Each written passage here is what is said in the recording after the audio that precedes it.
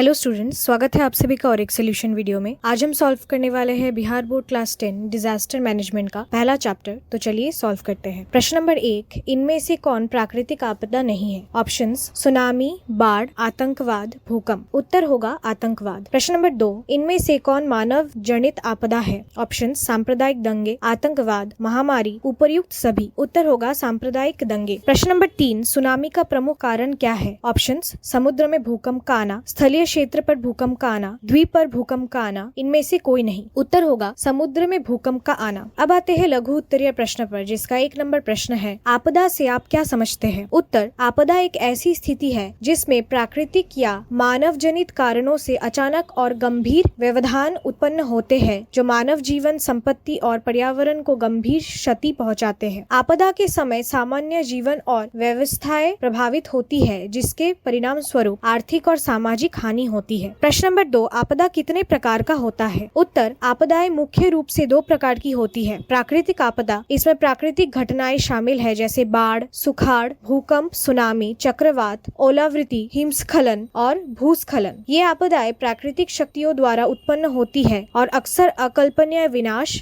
लाती है। मानव जनित आपदा, यह आपदाएं मानव क्रियाओं के कारण उत्पन्न होती है जैसे आतंकवाद, युद्ध, औद्योगिक दुर्घटनाएं और सांप्रदायिक दंगे। ये आपदाएं मानव समाज को सीधे प्रभावित करती है और व्यापक पैमाने पर जान माल की हानि का कारण बनती है। प्रश्न नंबर 3, आपदा प्रबंधन की आवश्यकताएं क्यों है? उत्तर, आपदा प्रबंधन की आवश्यकता इसलिए होती है ताकि आपदाओं के समय जन धन की हानि को कम किया जा सके और आपदा के बाद जीवन को सामान्य स्थिति में लौटाया जा सके। प्रभावी आपदा प्रबंधन से न केवल जीवन बचाया जा सकता है बल्कि विकास कार्यों में उत्पन्न अवरोधों को भी कम किया जा सकता है। यह समुदायों को आपदाओं के प्रति तैयार करता है और त्वरित राहत, बचाव और पुनर्वास की व्यवस्था सुनिश्चित करता है। अब आते हैं दीर्घ उत्तरीय प्रश्न पर, जिसका 1 नंबर प्रश्न है, प्राकृतिक आपदा एवं मानव जनित आपदा में अंतर उपर्युक्त उदाहरणों के साथ प्रस्तुत करें। उत्तर, प्राकृतिक आपदा और मानव जनित आपदा में मुख्य अंतर अनेक कारणों में होता है। प्राकृतिक आपदा, ये आपदाएं प्राकृतिक कारणों से उत्पन्न होती है जिन पर मनुष्य का कोई नियंत्रण नहीं होता। इनमें बाढ़, सुखाड़, भूकंप, सुनामी, चक्रवात, ओलावृष्टि, हिमस्खलन और भूस्खलन शामिल है। उदाहरण के लिए 2004 में आई सुनामी ने भारत के पूर्वी तट और अंडमान निकोबार द्वीप समूह में भारी तबाही मचाई थी। इसी प्रकार कोसी नदी की बाढ़ उत्तर बिहार के क्षेत्रों में विनाश का कारण बनती रही है, जिससे वहां के लोगों को भारी नुकसान उठाना पड़ा है। मानव जनित आपदा, ये आपदाएं मानव गतिविधियों के कारण उत्पन्न होती है जिनमें आतंकवाद, युद्ध, औद्योगिक दुर्घटनाएं और सांप्रदायिक दंगे शामिल है। उदाहरण के लिए 1984 में भागलपुर में हुए सांप्रदायिक दंगे ने पूरे देश को झंझोड़ दिया था, जिसमें अनेक लोग मारे गए और बड़ी संख्या में संपत्ति का नुकसान हुआ। इसी तरह 26/11 को मुंबई में हुई आतंकी हमले ने भी देश को हिलाकर रख दिया था, जिसमें अनेक निर्दोष लोगों की जान गई थी। प्रश्न नंबर 2, आपदा प्रबंधन की संकल्पना को स्पष्ट करते हुए आपदा प्रबंधन की आवश्यकता, अनिवार्यता का वर्णन कीजिए। उत्तर, आपदा प्रबंधन का अर्थ आपदाओं को प्रभाव को कम करना और उनसे होने वाली नुकसान से बचाव करना है। यह एक ऐसी प्रक्रिया है जिसमें आपदाओं से पहले, दौरान और बाद में तैयारी, बचाव, राहत और पुनर्वास के कार्य किए जाते हैं। आपदा प्रबंधन की आवश्यकता इसलिए होती है कि आपदाओं के कारण होने वाले जान माल के नुकसान को न्यूनतम किया जा सके और प्रभावित क्षेत्र में सामान्य जीवन जल्द से जल्द बहाल किया जा सके। प्रभावी आपदा प्रबंधन के लिए आम जनता की सहभागिता आवश्यक है ताकि स्थानीय स्तर पर तत्काल और उचित प्रक्रिया दी जा सके। उदाहरण के लिए उत्तर बिहार में लोग कोसी नदी की बाढ़ से बचने के लिए आपसी सहयोग और पूर्व तैयारी द्वारा उपाय करते हैं। इसी प्रकार भूकंप और सुनामी जैसे आपदाओं से निपटने के लिए भूकंप रोधी भवन निर्माण और तटीय क्षेत्र में आपदा प्रबंधन की योजनाएं बनाई जाती है। प्रश्न नंबर 3, बिहार में बाढ़ की स्थिति की व्याख्या करें। बिहार सरकार ने इसका सामना करने के लिए कौन कौन से प्रबंधन किए हैं? उत्तर, बिहार में बाढ़ एक सामान्य आपदा है जो मुख्यतः मानसून के दौरान नदियों के उफान से उत्पन्न होती है। खासकर उत्तर बिहार के क्षेत्र जैसे सारण, गोपालगंज, वैशाली, सीतामढ़ी, मुजफ्फरपुर, सहरसा, खगड़िया, दरभंगा और मधुबनी बाढ़ से अधिक प्रभावित होते हैं। इन क्षेत्रों में कोसी, घाघरा, गंडक, कमला और बागमती नदियों से बाढ़ आती है। बिहार सरकार ने बाढ़ से बचाव के लिए कई उपाय किए हैं, जिनमें प्रमुख है तटबंधों और बांधों का निर्माण, जल निकासी प्रणाली का विकास और बाढ़ पूर्वानुमान प्रणाली की स्थापना। इसके अलावा बाढ़ के दौरान प्रभावित लोगों के लिए राहत शिविरों की व्यवस्था, भोजन, चिकित्सा सहायता और पुनर्वास कार्य भी किए किए जाते हैं। 2008 में कोसी नदी के तटबंध टूटने से आई बाढ़ के बाद सरकार ने आपदा प्रबंधन के लिए और भी सख्त कदम उठाए हैं ताकि भविष्य में ऐसी घटनाओं को रोका जा सके। और इसी के साथ आज का सोल्यूशन वीडियो यही समाप्त होता है। जल्द लौटेंगे और एक सोल्यूशन वीडियो के साथ। तब तक कीप लर्निंग।